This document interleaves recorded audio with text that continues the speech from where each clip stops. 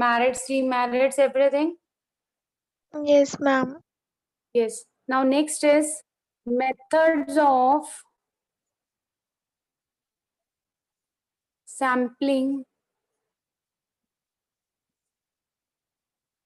Now what are the methods of types of sampling we have?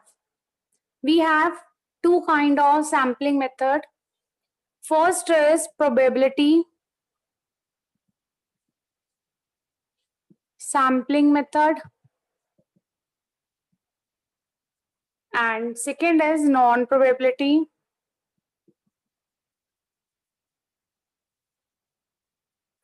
sampling method.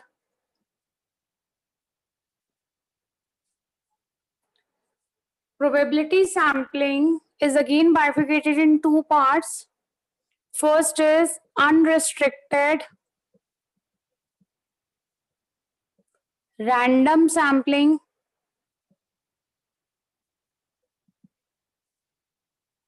and other is restricted random sampling. बच्चों मैं अभी आप लोगों को पूरा बोर्ड शो कर दूंगी, then you can note this flow chart. First of all, let me write. Just listen to me. Now, non-probability sampling is subdivided in three kinds of sampling. First is purposive sampling.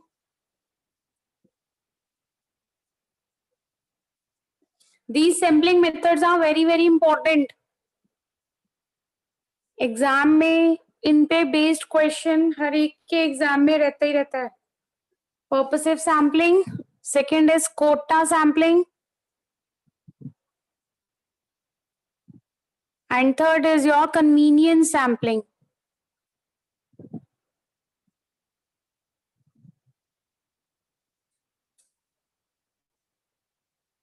Now, in unrestricted sampling, we will do two methods. First is your lottery method.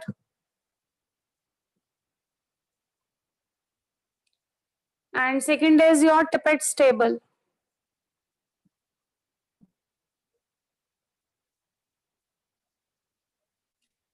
Unrestricted sampling is again divided in three parts.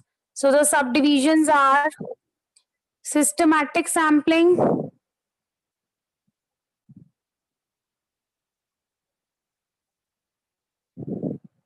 stratified,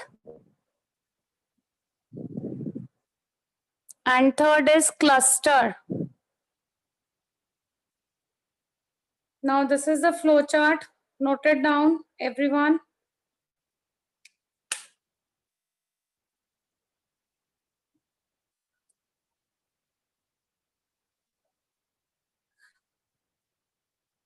Sampling is types of sampling. We have two kind of sampling methods, probability sampling method, and second we have non-probability sampling method. Then these are the divisions of probability sampling method. Unrestricted random sampling, restricted random sampling. Unrestricted is again subdivided in two methods, lottery method and Tippett's table. Note it down.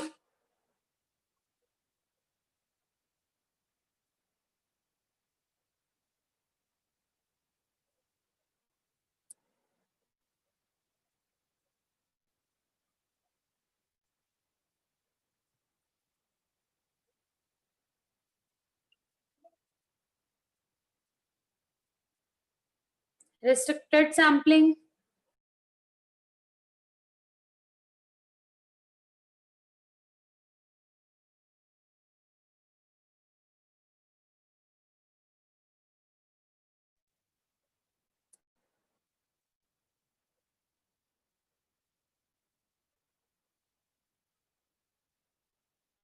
Ishika is not present.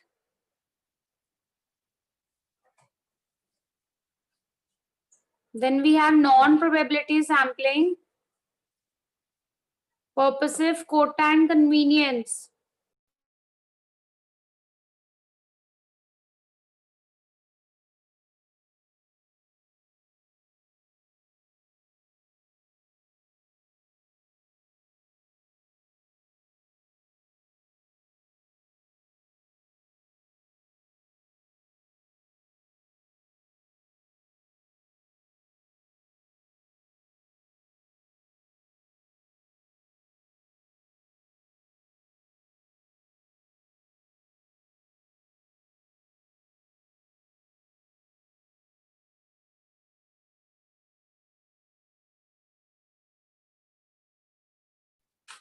Done बच्चों, note कर लिया?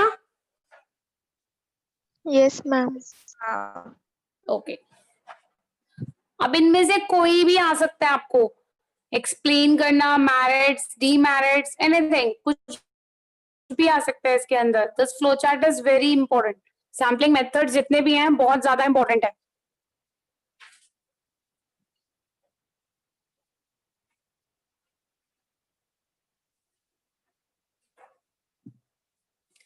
Okay, first of all, we have probability sampling.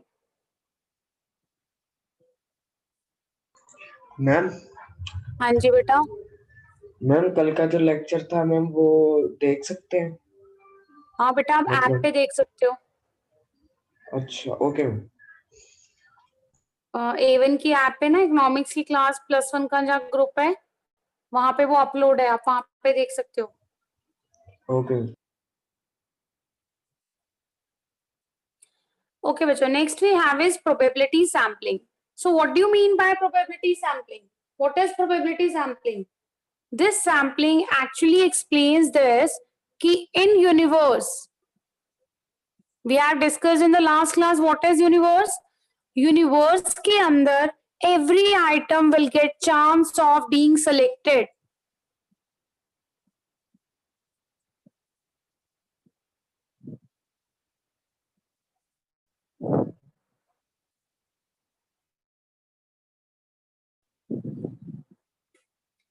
अब probability है बच्चों, probability का मतलब कि आपकी पॉपुलेशन, आपके यूनिवर्स में जितने भी आइटम्स होंगी उन सबको चांस मिलेगा सिलेक्शन का। सो this is probability sampling. Clear? What is probability sampling? In this probability sampling every item in the universe will get a chance of selection. हर एक आइटम को सिलेक्शन का चांस मिलेगा ही मिलेगा। सो यहाँ पे कुछ भी अनफेयर नहीं होता कि हाँ मेरा सिलेक्शन नहीं हो सकता या मेरा सिलेक्शन नहीं हो सकता। हर आइटम का सिलेक्शन पॉसिबल है। क्लियर बच्चों? What is probability sampling? Yes, ma'am. Yes ma'am. Further हम प्रोबेबिलिटी सैम्पलिंग को सब डिवाइड किया था 2 पार्ट्स में, unrestricted random sampling and there is restricted random sampling.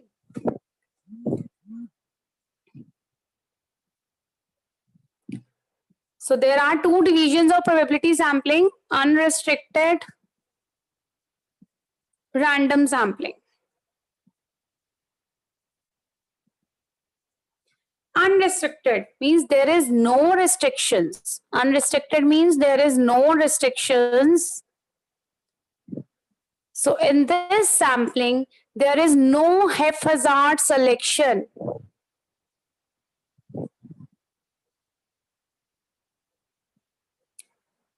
किसी भी तरह की कोई हैफाजार्ड मैनर समझते हो ना, कोई यहाँ से उठा लिया, कोई यहाँ से उठा लिया, कोई यहाँ से उठा लिया, जैसे गैस पार्टिकल्स होते हैं वो क्या करते हैं, मूव करते हैं हैफाजार्ड मैनर में। तो कहते हैं अनरिस्ट्रिक्टेड सैम्पलिंग में हैफाजार्ड सिलेक्शन नहीं होती, बल्कि हर एक आइटम को इक्वल चांस मिलता है। So each and every item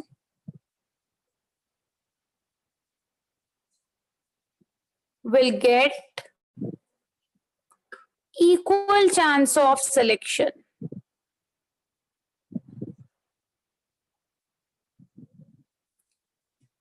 This is unrestricted random sampling where there is no restrictions, there is no haphazard selections. Every and each item will get equal chance of selection.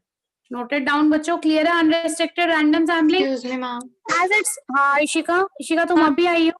Ma'am ये वाला please, ये सिर्फ ये वाला topic repeat कर दो। हाँ ये वाला टॉपिक मैं दोबारा रिपीट कर देती हूँ। Why are you late in the class बच्चे? मैम वो एक्चुअली मैं गई हुई थी, फंक्शन है।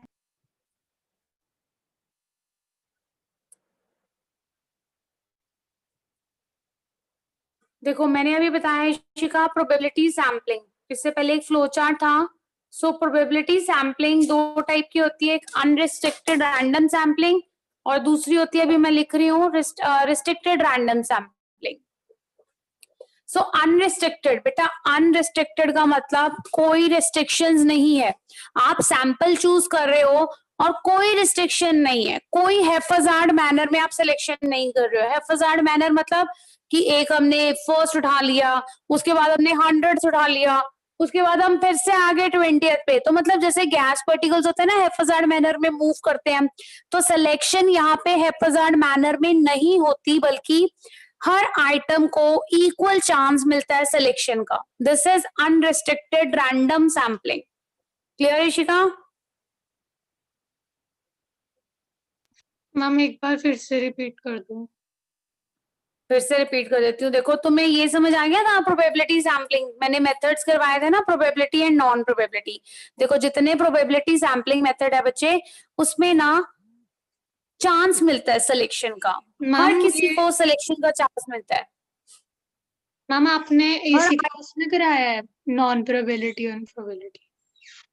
नॉन प्रोबेबिलिटी अभी नहीं करवाया, अभी सिर्फ प्रोबेबिलिटी स्टार्ट करवाया। अब non probability sampling further 2 parts का है, 2 पार्ट्स में सब डिवाइडेड है।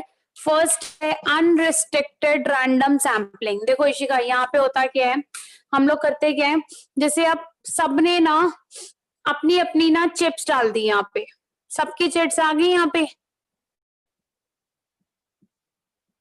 ये एक बॉक्स है जिसके अंदर हमने सबकी, जितने +1 के स्टूडेंट्स है ना, सबकी चिट्स डाली हुई हैं। इसका मतलब अब कोई रिस्ट्रिक्शन नहीं है, हम बहुत ज्यादा इंटेलिजेंट बच्चे की चिट को भी चूज कर सकते हैं, हम बहुत ज्यादा डल बच्चे की चिट को भी चूज कर सकते हैं। तो यहाँ पे कोई रिस्ट्रिक्शन नहीं है, सबको इक्वल चांस मिलता है सिलेक्शन का, आप इजीली किसी को भी सिलेक्ट कर सकते हो। और कुछ हैफाजार्ड मैनर में सिलेक्शन नहीं होता। मैंने बोला इस बॉक्स के अंदर हम लोग 5 चिट्स को निकालेंगे, और जिन 5 चिट्स पे उन स्टूडेंट्स के नाम आएंगे दे विल बी सिलेक्टेड। अब वो स्टूडेंट्स बहुत इंटेलिजेंट भी हो सकते हैं, वो स्टूडेंट बहुत ज्यादा डल भी हो सकते हैं, मिक्स एंड मैच भी हो सकता है, तो कोई रिस्ट्रिक्शन नहीं है। अब डल वाला ये नहीं सोचेगा कि भाई मेरा तो नंबर आएगा ही नहीं, मुझे तो चांस ही नहीं मिलेगा सिलेक्शन का, विच इज रॉन्ग, क्योंकि यहाँ पे हम लोग बिल्कुल रिस्ट्रिक्शंस के बिना सैंपल्स को चूज करते हैं। समझ आया?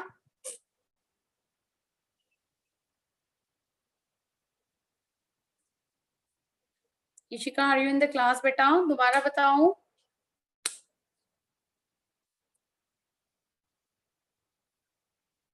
इशिका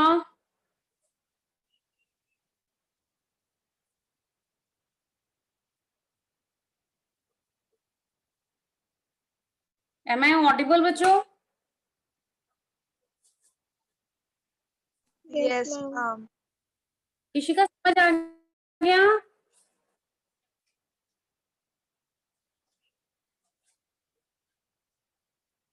नहीं है वो क्लास में, उसका नेटवर्क इशू है। ऑल राइट, चलो।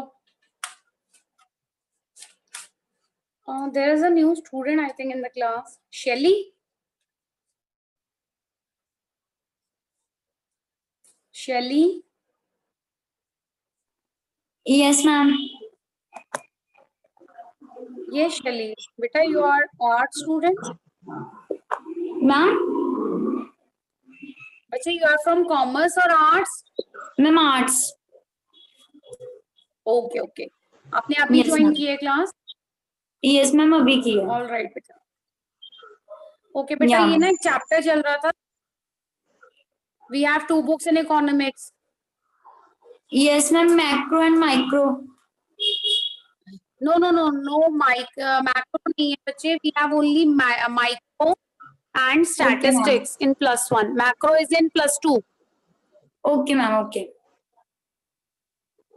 See, we have only these 2 books, micro and statistics. तो statistics का आपका एक चैप्टर है, chapter 3 which sensors and sample method. तो बच्चे मैंने इसे लास्ट क्लास में स्टार्ट किया था, अब मैं उसका फर्दर आगे का पार्ट डिस्कस कर रही हूँ क्लास के अंदर। एंड आई डोंट नो आपने कब ज्वाइन की क्लास, मैंने जब मेथड्स को फ्लो चार्ट बनाया ज्वाइन कर ली थी क्लास? No, ma'am. मैंने तो अभी करी है. अच्छा अभी की है। Yes, okay ma'am. बेटा, this फिर is three. स्टैटिस्टिक्स का ना एक चैप्टर है, chapter 3 sensors and sample method, मैं वो Okay. चैप्टर करवा रही हूँ। Yes, अब ma'am. इससे रिलेटेड जो प्रीवियस रिकॉर्डिंग है ना, वो हमारी ऐप पे होती है, तो वो आपको Okay. सेंड कर देंगे, आप उसको एक बार प्लीज सुन लेना, राइट? अगर कोई Yes, डाउट ma'am. हो तो आप पूछ सकते हो। मैं इसके फर्दर के पार्ट्स डिस्कस कर रही हूँ बच्चे। हमारे पास ना सैम्पलिंग मेथड होता है और सैम्पलिंग मेथड का फर्दर टाइप है प्रोबेबिलिटी सैम्पलिंग। प्रोबेबिलिटी सैम्पलिंग का मतलब होता है कि यहाँ पे जितने भी आपकी आइटम्स होती है ना उनको सिलेक्शन का चांस मिलता है। Okay ma'am. प्रोबेबिलिटी जो है, प्रोबेबिलिटी फर्दर दो पार्ट्स में डिवाइडेड है, unrestricted random sampling and other is restricted random sampling. Okay. Unrestricted. Unrestricted, हाँ अनरिस्ट्रिक्टेड का मतलब क्या होता है बेटा? No restrictions.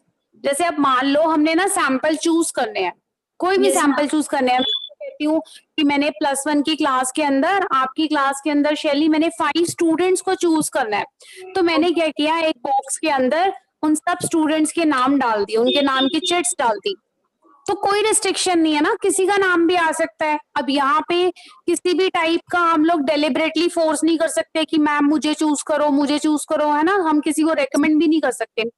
तो यहाँ पे कोई रिस्ट्रिक्शन नहीं है, हर एक को इक्वल चांस मिलेगा। अगर आपकी क्लास में 50 स्टूडेंट्स है तो 50 में से किन्हीं भी 5 का नंबर आ सकता है।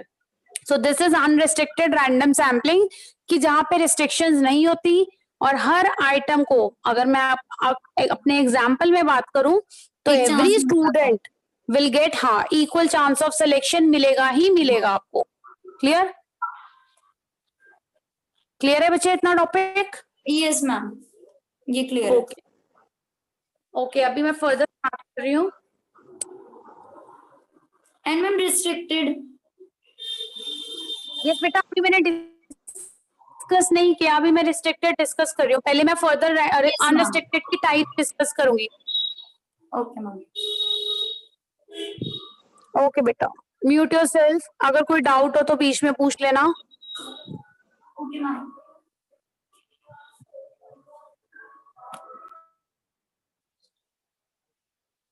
आप देखो बच्चों, अनरिस्ट्रिक्टेड सैम्पलिंग मेथड।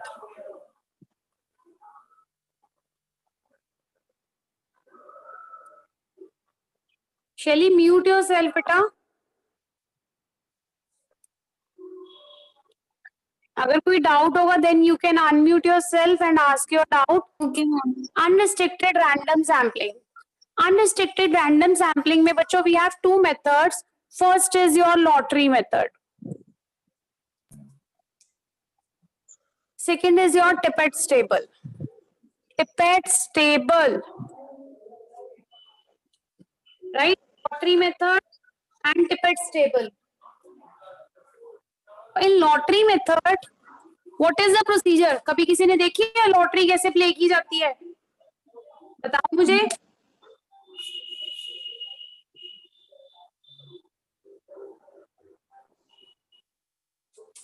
नहीं पता किसी को लॉटरी मेथड कैसे करते हैं? No, ma'am. लॉटरी मेथड में देखो होता क्या है, जैसे अब मान लो हम लोग एक एग्जांपल लेते हैं कि हमने ना हाउस से रिलेटेड कुछ फ्लैट्स निकले हुए हैं, तो हर कोई करता है उन फ्लैट्स को फिल करता है, अगर वो थोड़े से हमें चीप रेट पे मिल रहे हैं तो लोग क्या करते हैं, इन फ्लैट्स को ना फिल करते हैं, फॉर्म्स फिल करते हैं, जैसे उनको नंबर्स मिल जाते हैं।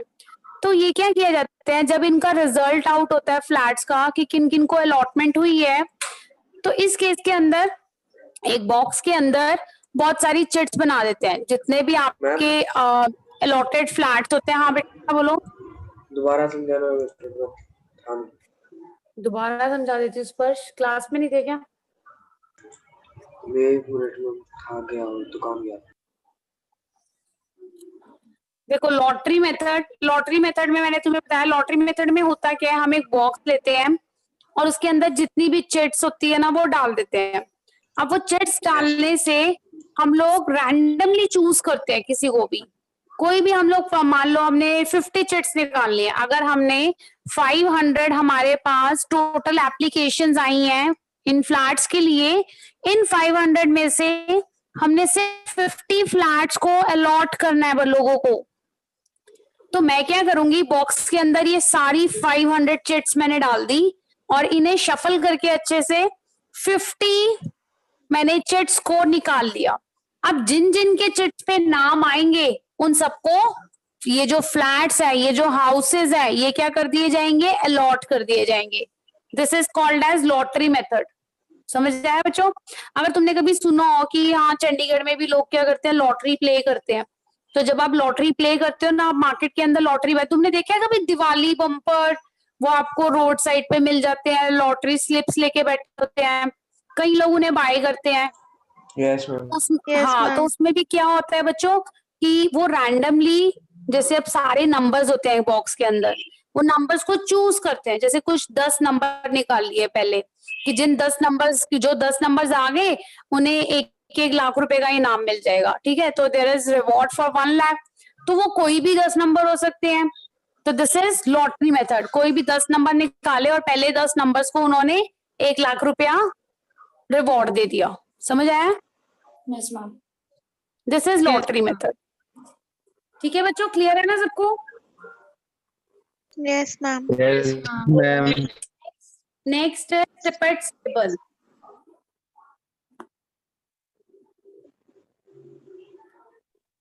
टिपेट्स टेबल. अब बच्चों टिपेट्स टेबल में क्या है कि टिपेट्स टेबल के अंदर एक पर्सन था, काइंड ऑफ इकोनॉमिस्ट था वो, जिसका नाम ही टिपेट था.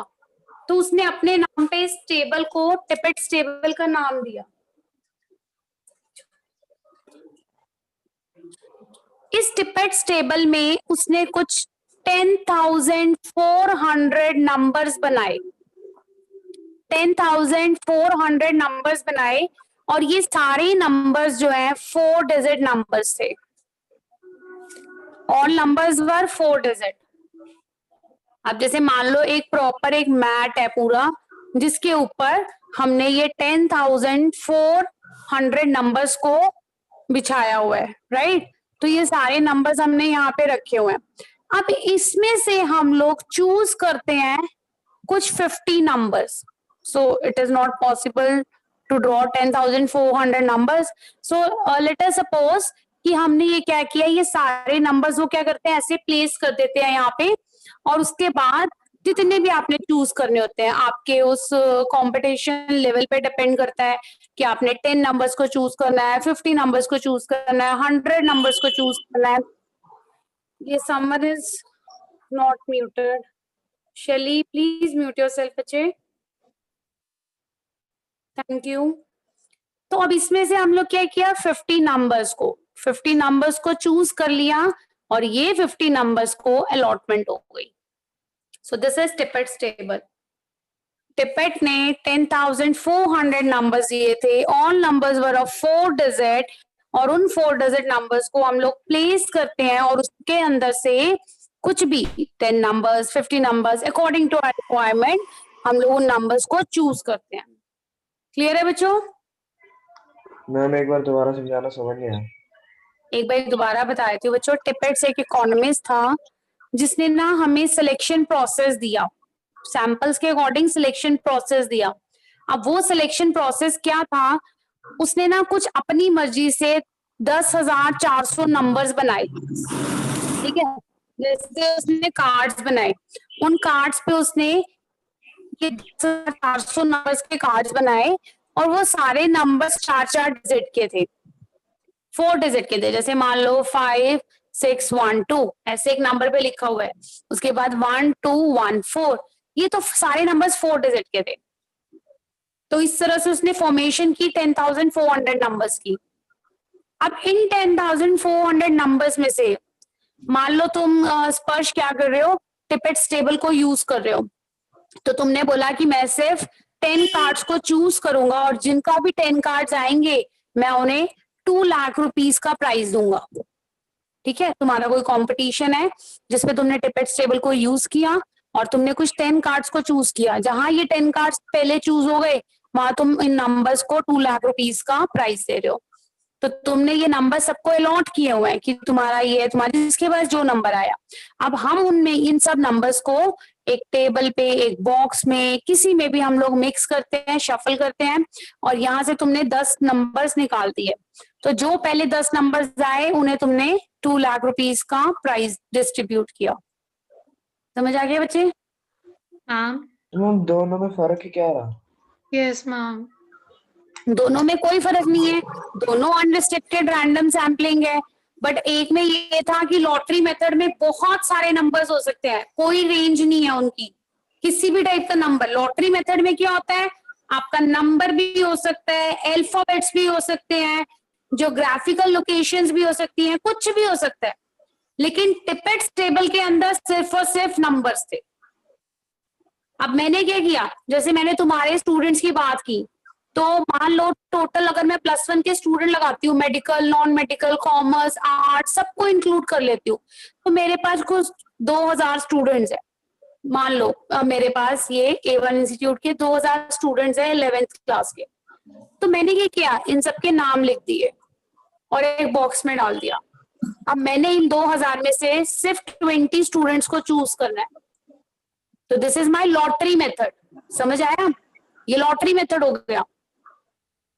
अब मैं अगर इन्हीं 2000 के ऊपर टिपेट्स टेबल को यूज करती हूँ, तो मैंने ना इन 2000 बच्चों को ये जो मेरे 4 डिजिट के कार्ड्स थे, ये नंबर्स डिस्ट्रीब्यूट कर दिए कि तुम्हारा ये है, तुम्हारा ये है, राइट।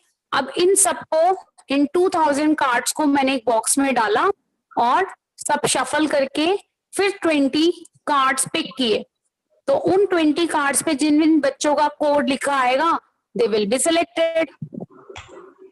मतलब हमें एक लिमिटेड नंबर होगा टिकट्स टेबल में। हाँ, टिपेट्स टेबल जो है उसमें सिर्फ नंबर्स थे। देखो दोनों ही मेथड अनरिस्ट्रिक्टेड रैंडम सैम्पलिंग के, कि जहां पे इक्वल चांस मिलेगा सबको, आप सिलेक्शन कर सकते हो। बस 2 फॉर्म्स बनी थी कि आप लॉटरी मेथड भी सिलेक्शन कर सकते हो, आप टिपेट्स टेबल को यूज करके भी सिलेक्शन कर सकते हो। तो दोनों में से कोई भी मेथड को हम लोग अप्लाई कर सकते हैं। क्लियर है? यस। Any doubt? सबको क्लियर है?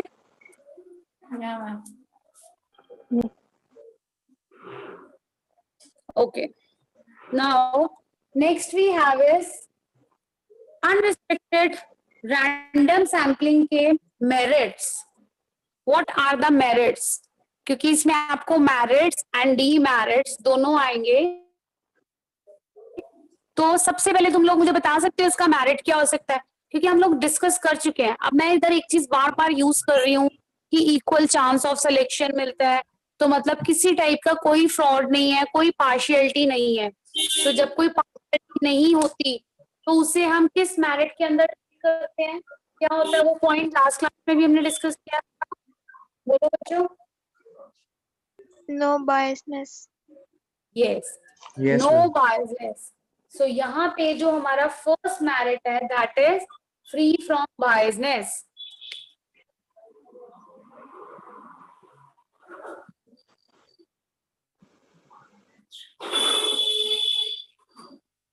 कौन है ये?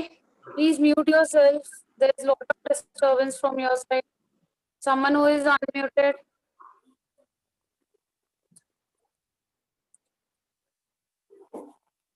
बेटा प्लीज म्यूट योरसेल्फ।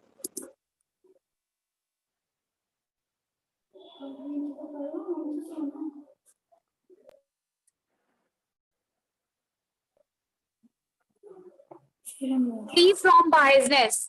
बायसनेस का क्या मतलब होता है? बायसनेस मतलब जहां पे हम लोग पार्शियल हो जाते हैं। अब पार्शियलिटी क्या होती है पता है ना, कि अगर 10 स्टूडेंट्स चूज करने हैं, तो जो टीचर के, मैंने तुम्हें लास्ट क्लास में ही बताया था, अगर टीचर के कुछ 10 स्टूडेंट्स फेवरेट हैं तो वो उन्हें चूज करती है, तो मतलब वो बायसनेस यानी पार्शियलिटी कर रही है। अब मैं कह रही हूँ कि ये मेथड फ्री है फ्रॉम बायसनेस, यानी यहाँ पे पार्शियलिटी नहीं है, नो पार्शियलिटी। क्यों पार्शियलिटी क्यों नहीं है? Because each and every item get equal chance of selection. किसी को भी सिलेक्शन का इक्वल चांस मिल सकता है। मैंने तुम लोगों को बताया था कि जब मैंने बॉक्स में 11th क्लास के बच्चों के नाम डाले, तो उसमें से जो डल बच्चा है वो भी सिलेक्ट किया जा सकता है, जो इंटेलिजेंट बच्चा है वो भी सिलेक्ट किया जा सकता है। तो दोनों के इक्वल चांसेस है, इसका नंबर भी आ सकता है, इसका नंबर भी आ सकता है। So there is no partiality. यहाँ पे पार्शियलिटी नहीं होती while choosing your sample. Sample को चूज करते time there is no partiality, this method is free from biasness. Clear है बच्चों first point? Yes, ma'am. Yes, ma'am. Okay, next we have second point is, ये भी इसके बिल्कुल similar point है, equality. Every item will get equal chance of selection. So there is पूरी population, पूरे universe में everyone will get equal chance of selection. This is our universe, or we call it population as well. तो यहाँ तो पे ये जो दोनों भी तुम्हारा, सेम नहीं? हाँ बिल्कुल सेम है, मैंने बताया था कि सिमिलर पॉइंट है, वहां बायसनेस नहीं है, मतलब हम partial choosing the sample. Equality का मतलब है कि in the universe, in the population, in this method every item will get equal chance of selection. Her item को सिलेक्शन का पूरा पूरा इक्वल बराबर का चांस मिलता है. ठीक है, सो दोनों ऑलमोस्ट सिमिलर पॉइंट्स है. Clear? Next we have is merit. This method is simple. Why it is simple?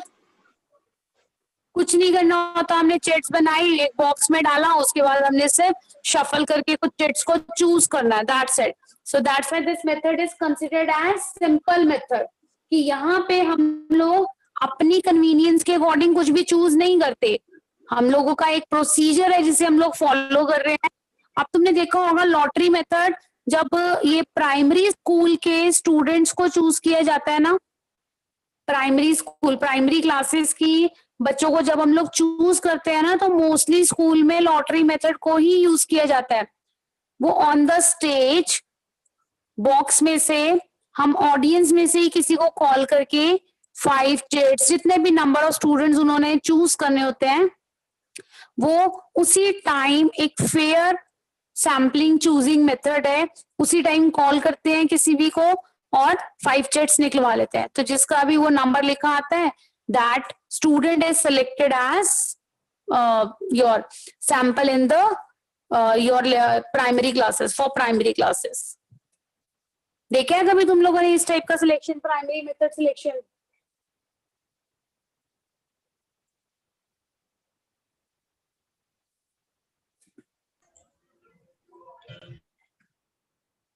Clear है बच्चों? This method is simple. Yes. Yes, ma'am. Okay, so the merits were free from biasness, equality. This method is simple. Now what will be the demerit of this method?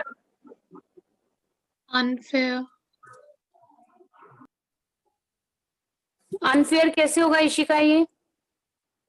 अगर हम ये कह रहे हैं कि biasness नहीं है, अनफेयर कैसे होगा? And chance of winning कम है. Now the demerits of this method. हाँ Yes, ma'am. Chance. देखो, Winning. इसका जो Sure हमारे नहीं. पास डीमेरिट, क्या बोला था स्पर्श? Chance of winning बहुत कम है. Sure नहीं. ओके चलो देखो, यहाँ पे सबसे पहला जो तुम्हारा डीमेरिट बनता है, there is no proportionate representation, या फिर मैं ये भी कह सकती हूँ there is no proportionate selection. क्या मतलब हुआ बच्चों इसका, नो प्रोपोर्शनेट रिप्रेजेंटेशन या सिलेक्शन? अब हम लोग ना जब चूज कर रहे होते हैं, समटाइम्स क्या होता है कि 5 नंबर जो कि सीक्वेंस में होते हैं वो चूज किए जा सकते हैं. अगर 10,000 की सीरीज चल रही है तो 10,000 के ही में भी 5 नंबर आ जाए. तो प्रोपोर्शनेट डिवाइड इनका डिसाइड नहीं होता कुछ भी प्रोपोर्शन में. कई बारी फर्स्ट नंबर आ गया, फिर 100th नंबर आ गया, राइट, फिर तुम्हारा 1000 नंबर आ गया, या फिर तुम्हारे पास 12,000 नंबर आ गया. तो प्रोपोर्शन डिसाइड नहीं होता. यहाँ पे तुमने 5 चिट्स को चूज करना है, वो कोई भी हो सकती है. मैं 5 बोल रही हूँ, इट डजंट मीन कि 5 ही निकालते हैं. वो हमारी रिक्वायरमेंट होती है कि हम 10 निकाल रहे हैं. अकॉर्डिंगली जितनी भी सीट्स अवेलेबल होती हैं, अकॉर्डिंगली हम लोग चिट्स को चूज करते हैं. बट यहाँ पे प्रोपोर्शन कभी भी फिक्स नहीं होता. समझ आ गया प्रोपोर्शन फिक्स कैसे नहीं होता? Yes ma'am. जैसे अब मैंने तुम्हारी क्लास में एग्जाम्पल Yes. लिया था, तो जब मैंने 5 स्टूडेंट्स को चूज किया ना, वो पांचों के 5 जो है ना डल स्टूडेंट्स निकल आए, पांचों के 5 एवरेज निकल आए, या पांचों के 5 इंटेलिजेंट आ गए, तो कुछ भी हो सकता है इसके अंदर। Proportionate is never fixed here, right? Second, इसका जो मेन तुम्हारा डीमेरिट है, इट इग्नोर्स इंपॉर्टेंट आइटम्स। शैली क्लियर है बच्चे?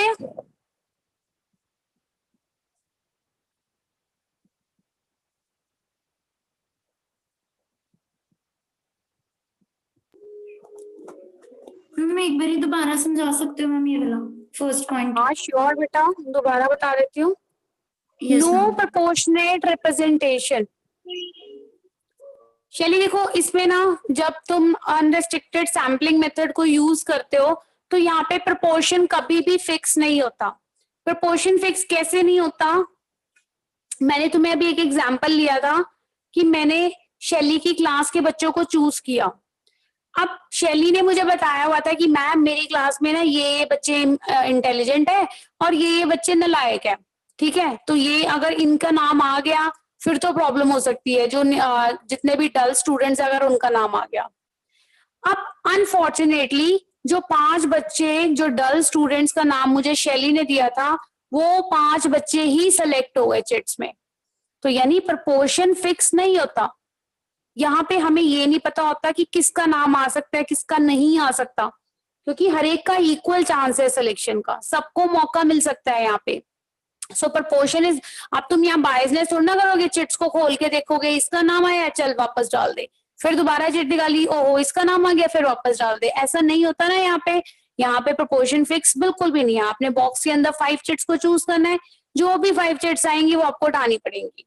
अब वो 5 चिट्स बहुत, मैं सिर्फ स्टूडेंट्स का एग्जांपल ले रही हूँ इसलिए मैं तुम लोगों को ये वर्ड्स यूज कर रही हूँ, डल, एवरेज एंड इंटेलिजेंट। तो ऑल्दो सारे एक जैसे होते हैं, बट ये होता है कुछ एफर्ट्स करने वाले होते हैं, कुछ नहीं होते, दिमाग सबके पास होता है। तो यहाँ पे बेटा प्रोपोर्शन नहीं फिक्स होता। अगर मैं कहूंगी हाँ मुझे तो 5 इंटेलिजेंट बच्चे ही चाहिए थे, मुझे नहीं मिले, क्यों? क्योंकि मैंने एक अनरिस्ट्रिक्टेड सैम्पलिंग मेथड को चूज किया, तो वहां पे जो भी अब मेरे पास आएगा रिजल्ट में, मुझे उसे ही एज माय सैंपल मान के आगे काम करना पड़ेगा। तो proportions are never fixed here. Clear है शैली? यस मैम क्लियर है। ओके, नेक्स्ट है इट इग्नोर्स इंपॉर्टेंट आइटम्स। ये हमेशा आइटम्स को इग्नोर करता है, क्योंकि ये मेथड कभी भी वेटेज नहीं देता इंपॉर्टेंट आइटम्स को। No weightage to important items. Yes. What does it mean? अब देखो इंपॉर्टेंट आइटम, अगर मैं यहाँ पे सेम एग्जांपल पे आ जाऊं, तो मेरे लिए इंपॉर्टेंट था कि मुझे अपने प्रोजेक्ट के लिए 5 इंटेलिजेंट बच्चे चाहिए थे जिनका आईक्यू लेवल अच्छा होना चाहिए था। तो मेरे लिए तो इम्पोर्टेंट क्या थे? मेरे लिए वेटेज किसकी थी? इंटेलिजेंट स्टूडेंट्स की। बट अनफॉर्चुनेटली जो 5 बच्चों के नाम आए वो डल स्टूडेंट थे, तो यानी इसने इम्पोर्टेंस, ये कभी भी वेटेज को इम्पोर्टेंस नहीं देता। समझ आया? इंपॉर्टेंट आइटम्स इग्नोर होंगी यहाँ पे सिलेक्शन में, क्योंकि सिलेक्शन किसी की भी हो सकती है। हम अपनी मर्जी से सिलेक्शन नहीं कर रहे हैं, जिसका नाम सिलेक्ट हुआ, जिसका कोड सिलेक्ट हुआ, उसी का ही पूरा का पूरा टर्म, यानी उसका प्रोजेक्ट, उसका कंपटीशन, कुछ भी हो सकता है, वो एक्टिविटी उस पर्सन से रिलेटेड हो सकती है। सो यहाँ पे वेटेज को हमेशा इग्नोर किया जाएगा। दोनों पॉइंट क्लियर है? 2 ही डीमेरिट्स हैं इस मेथड के। Yes, ma'am. Ma'am Okay. हाँ इम्पोर्टेंट बेटा, आइटम्स में क्या क्या आ जाता है, एक बार बताना। इम्पोर्टेंट आइटम्स में इशिका कुछ भी आ सकता है। जैसे अब मान ले हम लोग लॉटरी मेथड यूज कर रहे हैं, तो लॉटरी मेथड में हम लोग चाहते थे, अगर मैं लॉटरी मेथड में इम्पोर्टेंस दूं ना, एक रिच पर्सन है उसने भी लॉटरी ली हुई है, एक पुअर पर्सन है उसने भी लॉटरी ली हुई है। यहाँ पे जो नीडी रिक्वायरमेंट है वो किसकी है? पुअर पर्सन की है। ओके। भाई अगर उसका लॉटरी में नाम आता तो उसे पैसे मिलते, उसकी जो नेसेसिटीज है वो पूरी हो सकती। यस लेकिन नाम आ गया रिच पर्सन का, तो यहाँ पे इम्पोर्टेंट कौन था? पुअर ना, जिसने पता नहीं Yes, कैसे ma'am. करके आएगी। हम्म, तो बट यहाँ पे वो इग्नोर हो गया, क्योंकि इक्वल चांस है सिलेक्शन का। जिसने नंबर भरा है लॉटरी, उसे ही लॉटरी रिवॉर्ड मिलेगा, किसी को भी मिल सकता है। तो अब रिच का आ गया, उसको तो वैसे ही, जब ऑलरेडी रिच है वो और रिच हो गया। पुअर वाला जिसका नहीं आया, जो कि इम्पोर्टेंट था इस टाइम पे कि उसको मिलना चाहिए था सब कुछ, वो मेन टर्म इग्नोर हो गई यहाँ पे। मैम मतलब कि पर्सनल लाइफ से कुछ भी जो भी इम्पोर्टेंट आइटम्स है वो हाँ, इसमें पर्सनल लाइफ से, प्रोफेशनल लाइफ से। Yes, अब हम ma'am. यहाँ पे नाम चूज कर रहे हैं, मान लो हमने नाम चूज किया टीचर्स के लिए। हम चाहते थे कि हमें एफिशिएंट टीचर्स मिले, बट उस बॉक्स के अंदर कुछ इनएफिशिएंट टीचर्स के नाम भी थे। तो कुछ एफिशिएंट आ गए, मान ले 3 एफिशिएंट आ गए, 2 इनएफिशिएंट आ गए। तो हमें तो एफिशिएंट चाहिए थे, लेकिन अब जो 2 आए हैं वो, उनको कोई इंपॉर्टेंस नहीं है, बिकॉज वो 2 जो है वो इनएफिशिएंट टीचर्स है। कोई भी हो सकता है बेटा, प्रोफेशनल लाइफ में, पर्सनल लाइफ में, कुछ भी हो सकता है। हम लोग सैंपल चूज कर रहे हैं बेसिकली। तो सैंपल चूज करते टाइम हम लोग ये नहीं देख सकते कि हमारे लिए क्या इंपॉर्टेंट है। यहाँ पे बायसनेस नहीं हो रही ना, आप अपने इंडिविजुअल लेवल के लिए काम नहीं कर रहे हैं। Clear? Yes ma'am. Clear to everyone? Demerits clear है? कोई डाउट तो नहीं है बच्चों?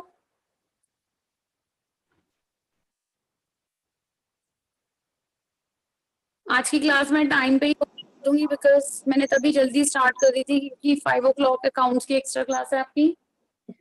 ओके, नेक्स्ट है हमारे पास restricted random sampling.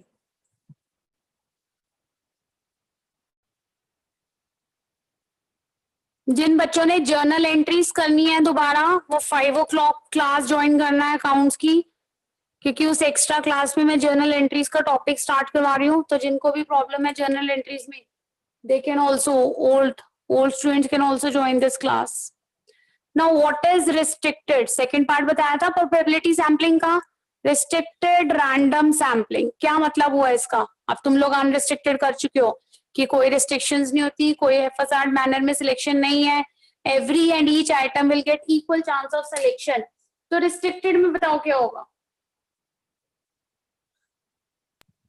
Restriction idea? होगी। रिस्ट्रिक्शन होगी। देखो, जब हम लोग अनरिस्ट्रिक्टेड मेथड को यूज करते हैं ना, तो हमारा डेटा कैसा होता है? होमोजीनियस। अगर हमारा डेटा हेट्रोजीनियस है, यानी जो हमारा यूनिवर्स है, हमारी जो पॉपुलेशन है वो हेट्रोजीनियस है, तो उस केस में हमें रिस्ट्रिक्टेड रैंडम सैम्पलिंग को यूज करना पड़ता है। सबको पता है होमोजीनियस और हेट्रोजीनियस का क्या मतलब होता है? ये शैली बेटा पता है होमोजीनियस एंड हेट्रोजीनियस क्या होता है? मैम एक बार समझा दो। हाँ, होमोजीनियस का मतलब होता है जैसे हर एक प्रोडक्ट है, मान लो अगर एक प्रोडक्ट, उसकी पैकिंग, उसके प्राइस, फ्लेवर, ब्रांडिंग सब में सेम हो, तो उसे हम होमोजीनियस बोलते हैं। जैसे अब मैगी है, जो 10 रुपीज वाली मैगी है, उसे तुम कहीं से भी बाय कर लो, सेम मिलती है ना, उसकी पैकिंग सेम है, उसकी ब्रांडिंग सेम है, उसका प्राइस सेम है।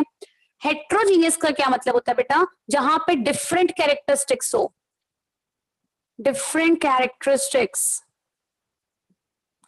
अब अगर तुम्हारे स्टूडेंट लेवल पे होमोजीनियस की बात करूं, तो होमोजीनियस डाटा क्या हुआ? 12th इकोनॉमिक स्टूडेंट्स, ये होमोजीनियस डाटा है। सारे बच्चे +1 के हैं, सारे इकोनॉमिक्स के स्टूडेंट्स हैं, ये होमोजीनियस हो गया ना। अब अगर मैं हेट्रोजीनियस की बात करूं, तो यहाँ पे 11th स्टूडेंट्स, 11th क्लास के स्टूडेंट्स हैं। हेट्रोजीनियस क्या हो गए? कुछ मेडिकल के हैं, कुछ नॉन मेडिकल के हैं, कुछ कॉमर्स के हैं और कुछ आर्ट्स के हैं। तो इनका फीचर अलग हो गया ना। ये डाटा अगर मैं इन सबको कंबाइन करती हूँ और इसमें से सैंपल चूज करना है, तो ये क्या हो जाएगा? हेट्रोजीनियस। क्लियर है बच्चों? Homogeneous and heterogeneous. Yes ma'am. whenever your data is heterogeneous, कोई कुछ बोल रहा है?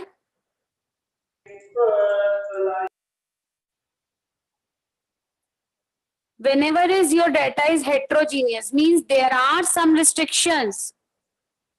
There are some restrictions on selection. That selection is called as restricted random sampling. That selection is called as restricted random sampling. Whenever the data is heterogeneous and samples are selected under some restrictions, that samples are called as restricted random samples. Clear है बच्चों? अगर आपका Yes, data heterogeneous है और heterogeneous में से हमें samples को चूज करना है और वहां पे जो चूजिंग होगी वो बेसिस ऑफ रिस्ट्रिक्शंस होगी, that is called as restricted random sampling, right? Ma'am restrictions anyway कोई भी तरीके में हो सकती है। अब यहाँ पे रिस्ट्रिक्शंस ही तो है, डाटा जो है वो हेट्रोजीनियस है। अब आपको चूज करना है कि आप अगर +1 के स्टूडेंट्स ले रहे हो ना, यहाँ पे मैंने बेटा एक क्राइटेरिया फिक्स कर दिया कि अगर मैंने 10 स्टूडेंट्स चूज किए हैं तो एटलीस्ट 3 स्टूडेंट्स मेडिकल के होने चाहिए, उसमें 5 स्टूडेंट्स नॉन मेडिकल के होने चाहिए, राइट? तो ये रिस्ट्रिक्शंस होगी ना। अब यहाँ पे हम क्या करते थे, अनरिस्ट्रिक्टेड में सबको एक साथ मिक्स किया, मान लो इन चारों को एक साथ मिक्स किया एक बॉक्स के अंदर और मैं कोई भी नाम चूज कर रही हूँ इजिली, 5 चिट्स निकालनी थी, 5 चिट्स निकाल ली मैंने, राइट? तो वहां कोई रिस्ट्रिक्शन नहीं है भाई, किसी का भी नाम आ सकता है, यहाँ पे कोई किसी की कोई अपनी कन्वीनियंस के अकॉर्डिंग हम लोग चूज नहीं कर रहे हैं। बट हेट्रोजीनियस में क्या है बच्चे, यहाँ पे एक रिस्ट्रिक्शन है कि मैंने आपको पहले ही बता दिया कि मेडिकल के कम से कम 3 स्टूडेंट्स होने चाहिए, 4 स्टूडेंट्स नॉन मेडिकल के होने चाहिए। बाकी अब तुम लोग देख लो कैसे सैंपल चूज करना है। अगर हम लोग 10 स्टूडेंट्स को चूज कर रहे हैं, राइट, तो दीज काइंड ऑफ क्राइटेरिया जहाँ पे कोई रिस्ट्रिक्शन लगा दी है, सैंपल तो चूज करने हैं बट इन बेसिस पे सैंपल को चूज करना है, वो रिस्ट्रिक्टेड रैंडम सैम्पलिंग हो गया। क्लियर बच्चे? Clear to everyone?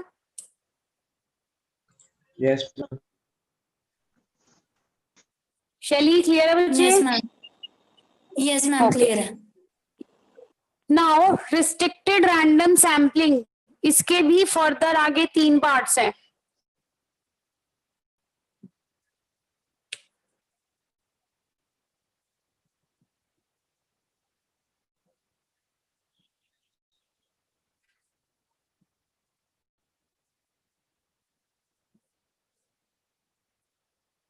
So first of all we have is stratified random sampling.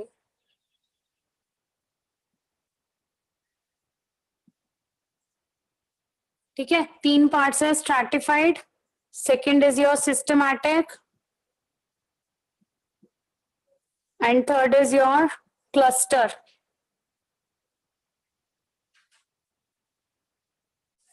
Stratified, सबसे पहले स्ट्रैटिफाइड डिस्कस करते हैं। What do you mean by stratified random sampling? बच्चों स्ट्रैटिफाइड में क्या होता है, हम लोग स्ट्रैटिफाइड से वर्ड निकलता है स्ट्रैटा। स्ट्रैटा का मतलब होता है स्मॉल ग्रुप्स।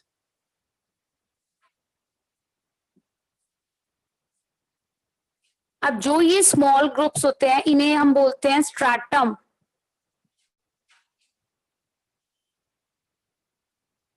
जैसे मान लो मेरा ये पूरा यूनिवर्स है, यूनिवर्स मतलब मैंने आपको बताया था यहाँ पे यूनिवर्स और पॉपुलेशन का मतलब पूरा वर्ल्ड नहीं है, जिस भी बेसिस पे हम लोग इन्वेस्टिगेशन कर रहे हैं, यानी वो सारी आइटम्स जो कि अंडर स्टडी है, that is universe, that is population. तो यहाँ पे ना स्ट्रैटिफाइड का मतलब होता है कि आप पूरे यूनिवर्स को कुछ स्मॉल स्ट्रैटम्स में डिवाइड कर रहे हो। तो मैंने यहाँ पे 1 2 3 4 5 6 स्ट्रैटम्स में डिवाइड कर दिया एंड फ्रॉम ईच स्ट्रैटम, ये सारे क्या है मेरे stratum, stratum 1, stratum 2, stratum 3, stratum 4, 5। तो इन 6 स्ट्रैटम में से एक 1 भी हो सकता है, 2 भी हो सकता है, 3 भी हो सकता है, वो हमारी पॉपुलेशन पे डिपेंड करता है। अगर पॉपुलेशन का साइज लार्ज है, तो हम लोग एक सैंपल भी ले सकते हैं, 10 भी ले सकते हैं, जो मर्जी ले सकते हैं। सो हर स्ट्रैटम में से मैंने 3 सैंपल्स को चूज करना स्टार्ट कर दिया।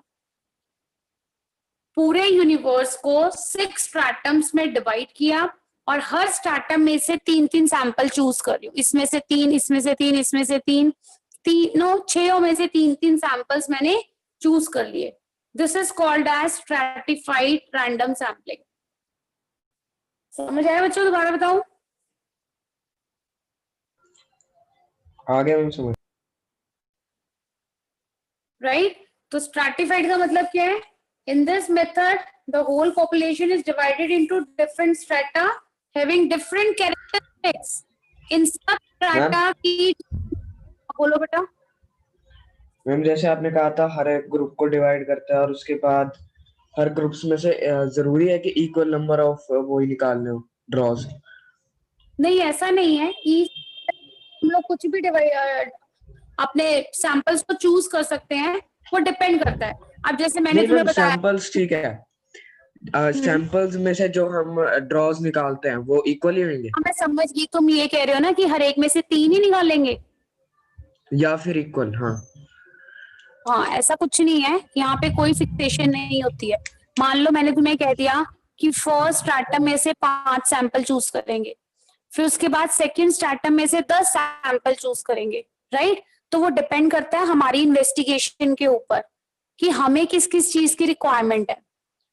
अगर हमें लगता है कि जो हमारा सेकंड स्ट्रैटम है वो इम्पोर्टेंट है, तो उसमें हमें कम से कम 10 सैंपल्स को चूज करना ही पड़ेगा, तो हम 10 भी चूज कर सकते हैं।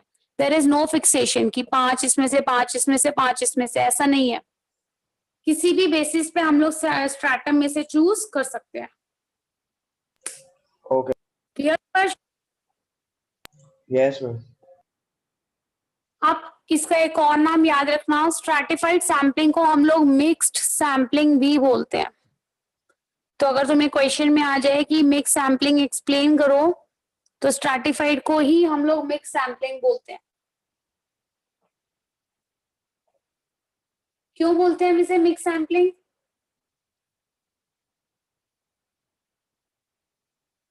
इसे मिक्स सैम्पलिंग इसलिए बोलते हैं क्योंकि ये पर्पसिव सैम्पलिंग और रैंडम सैम्पलिंग का मिक्सचर है।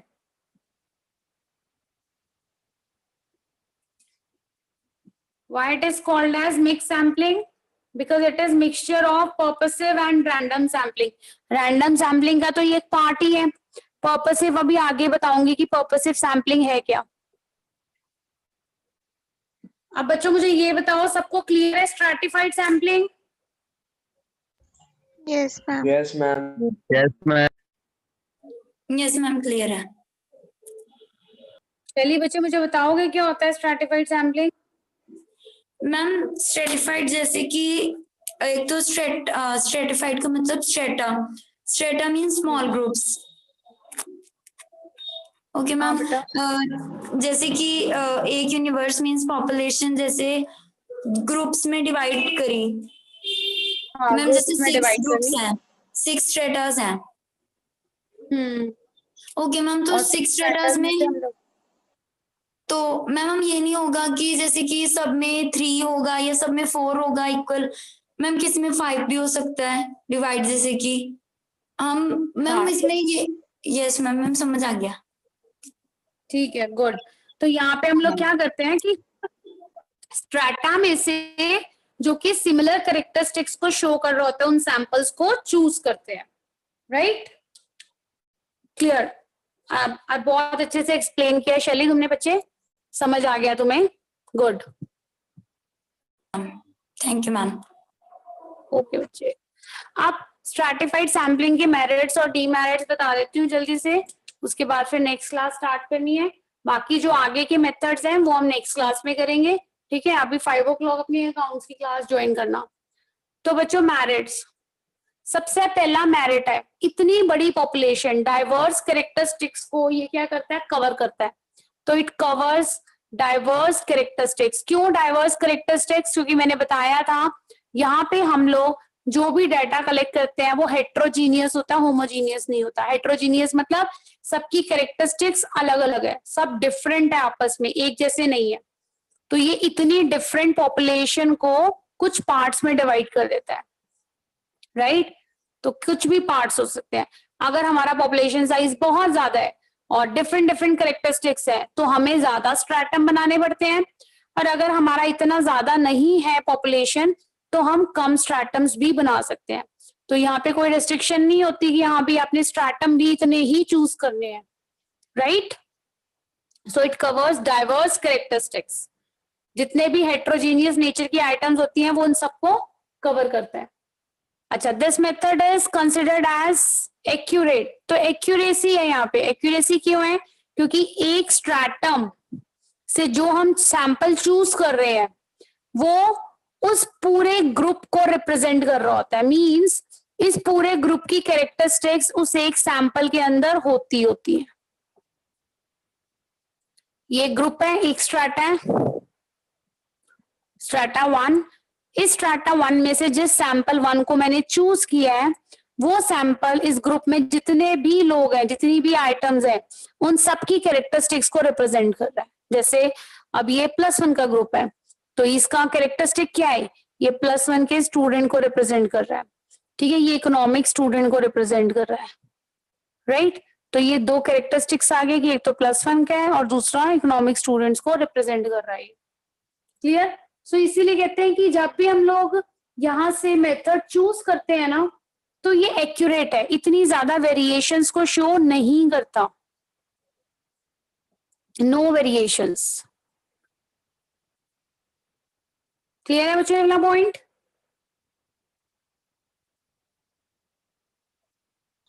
Yes ma'am. मैम रिपीट करना है एक बार। रिपीट कर देती हूँ उस पर। एक्यूरेसी का मतलब है कि जब यहाँ से हम लोग सैंपल को चूज करते हैं डिफरेंट डिफरेंट स्ट्रैटा में से, तो ये ज्यादा वेरिएशन मतलब वेरी करना, चेंज होना, तो ये उतनी ज्यादा वेरिएशंस को शो नहीं करता क्योंकि हमने यूनिवर्स को स्ट्रैटा में डिवाइड किया हुआ है और वो स्ट्रैटा जो होते हैं सिमिलर कैरेक्टरिस्टिक्स को शो कर रहे होते हैं, तो उसमें इतनी वेरिएशंस नहीं होती। वेरिएशन का मतलब समझते हो ना, चेंज नहीं होता रहता, अब कहीं ना कहीं यूनिफॉर्मिटी आनी स्टार्ट हो जाती है। इसलिए स्ट्रैटा से जो सैंपल चूज करोगे उसे एक्यूरेट माना जाता है। अब जैसे ये थे, हमने स्ट्रैटा बना लिए थे 4, medical, non medical, commerce and arts. अब एक कॉमर्स का बच्चा चूज किया, एक मेडिकल नॉन मेडिकल का चूज किया, एक मेडिकल का, एक आर्ट्स का। तो ये एक्यूरेट है ना कि कॉमर्स का बच्चा कॉमर्स की सारी इंफॉर्मेशन रिप्रेजेंट कर रहा है, नॉन मेडिकल का नॉन मेडिकल की रिप्रेजेंट कर रहा है, तो वेरिएशंस नहीं है इनके अंदर। क्लियर है बेटा?